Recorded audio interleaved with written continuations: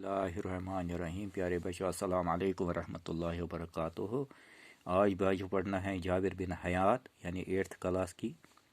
اور بچوں کتاب کی طرف نظر رکھو. یہ جابر بن حیات جو تھا یہ ایک عطار کا بیٹا تھا جو عطاری کا کام کرتا ہے، یعنی عطاری سے اپنا گزر بسر کرتے تھے. جو کتاب کی طرف نظر رکھو.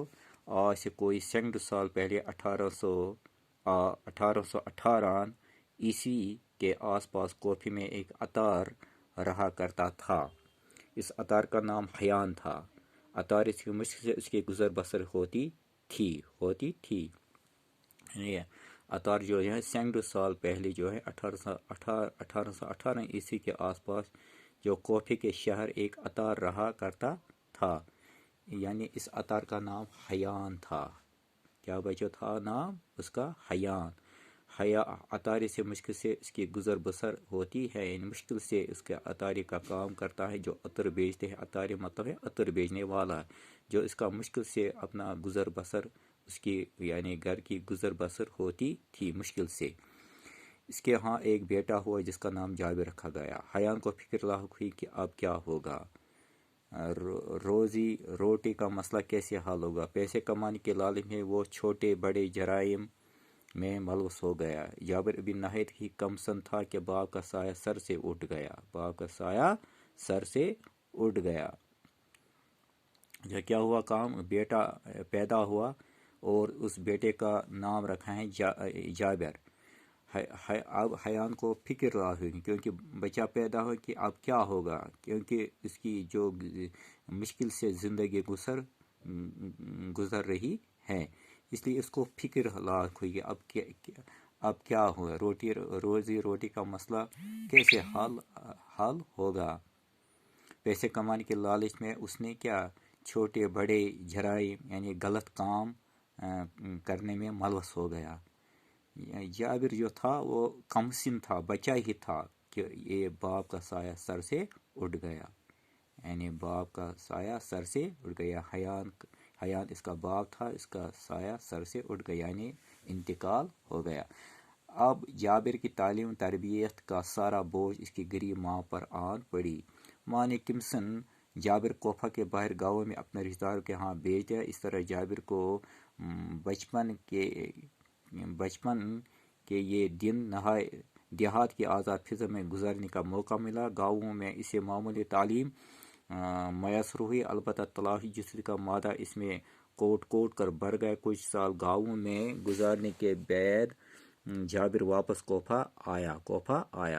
کیا بتاتے ہیں کہ جابر جو ہے جب باپ کا سایہ سر سے اٹھ گیا، باپ انتقال ہو گیا، اب جابر کی جو تعلیم تربیت جو تھی یعنی ماں کو اب آن پڑی کیونکہ وہاں غریبی بھی تھی.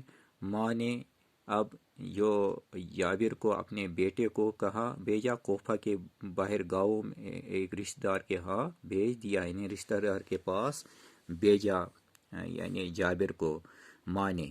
اس طرح جابر کو بچپن کے دن دیہات کی آزاد فضا میں یعنی دیہات میں گزارنے کا موقع ملا. اب دیہات میں رہنے لگا بچپن کے دنوں میں، کیونکہ وہیں اس نے تعلیم حاصل کی. گاؤں میں اسے معمولی تعلیم میسر ہوئی، یعنی اس گاؤں میں اسے معمولی تعلیم حاصل ہوئی. اسے جستجو کا مادہ اس کے کوٹ میں بھر گیا.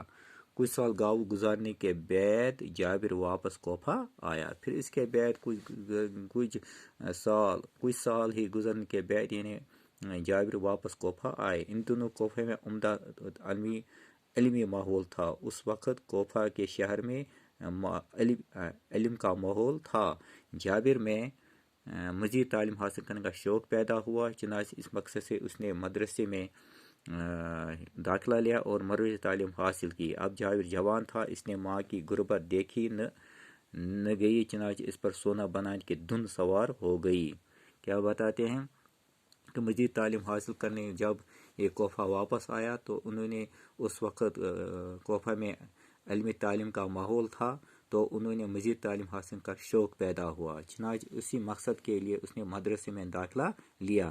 جابر تو جوان ہی تھا، اس کی ماں جو غربت دیکھی نہ گئی کیونکہ انہوں نے جو جوان ہو گیا اب جابر، اب اس کی ماں جو ہے غربت کی زندگی میں گزارتے تھے، اب اس کی یہ غربت دیکھی نہ ہوگی، چنانچہ اس پر سونا بنانے کے دھن سوار ہو گئے، اب سونے کی بنانے کی تجربہ کرنے لگے، اور اس نے مختلف قسم کی دواؤں کی خاصیتیں معلوم کرنا شروع کی۔ اب مختلف قسم کی دواؤں جو تھی، ہاں، اس نے کیا، اس کی خصوصیت، اس کی خاصیت جو ہے معلوم کرنا شروع کیا، ساتھ ہی قسم کی دہاتے لے کر انہیں طرح طرح کے جڑی بوٹیوں کے ساتھ ایک خاص قسم کی بٹھی میں پگھلانا شروع کیا۔ ہاں، پھر کیا کیا کام، قسم قسم کی دہاتی جو تھی انہوں نے طرح طرح کی جڑی بوٹی جو پہاڑوں سے حاصل ہوتی ہیں ایک خاص قسم کی بٹھی میں پگھلانا شروع کیا۔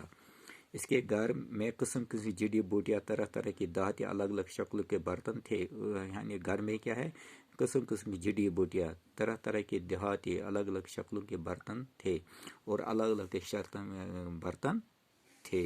باقی بچوں والسلام، کل اور بھی پڑھیں گے۔